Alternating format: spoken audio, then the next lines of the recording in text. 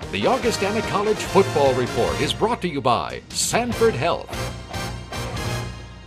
Joining me now is Augustana head football coach, Brad Salem.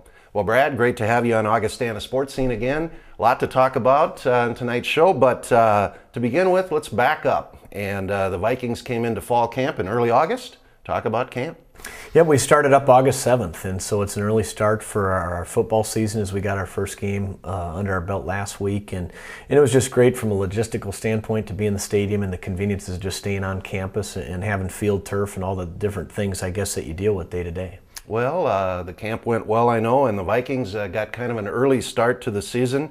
Last Thursday night, road trip up to St. Cloud, NSIC conference game, and the Vikings came out on top 38-16. Talk about the game, Brad.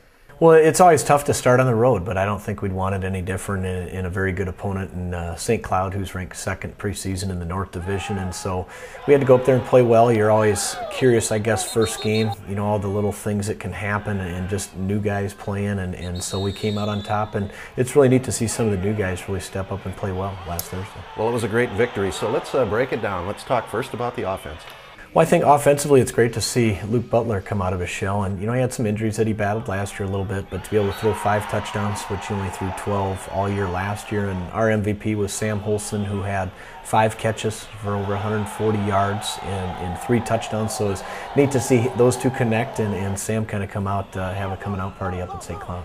Well, your offense has a lot of weapons. Fans are going to be fun to watch. And then the defense was strong, Brad.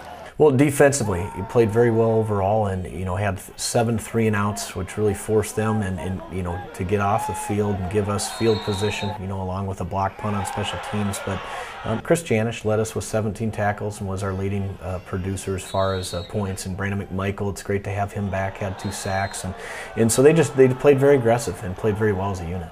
Well, the other thing that was impressive was the special teams looked sharp. Special teams, we've got 2 new guys kicking, and Josh Hansen was 100% on his extra points and field goals, and good for him to get one under his belt again, coming out in the first series and making a 37-yard field goal.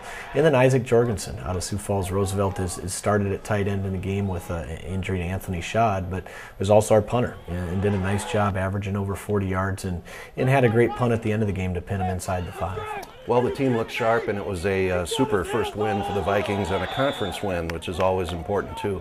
Well, this week is the week everybody's been waiting for around here. It's the opening of Kirkeby-Over Stadium, of course, here on Saturday at 1 o'clock when the Vikings take on Emporia State, and there's all the hoopla, of course, around the stadium, which we're excited about.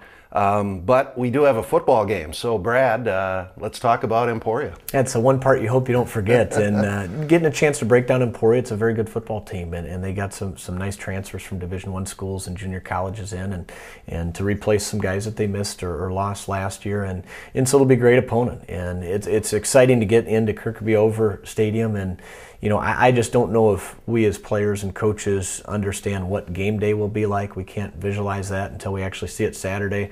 The newness is somewhat, you know, still there, but we've been practicing in there since last spring, so it's not a foreign place to us. It's just going to have a lot of people. So we're very excited to be at home and be on campus. Well, Brad, for you here over the years you've been at Augustana, some real changes in the football program. It's got to be awfully exciting. Oh, it's just been amazing, you know, with the people that have been very generous, you know, with the fundraising aspect of giving money to, you know, for the Hall Football Complex and then obviously the stadium. And it's just created a great environment to be on campus and bring football back home for the school and for the city of Sioux Falls.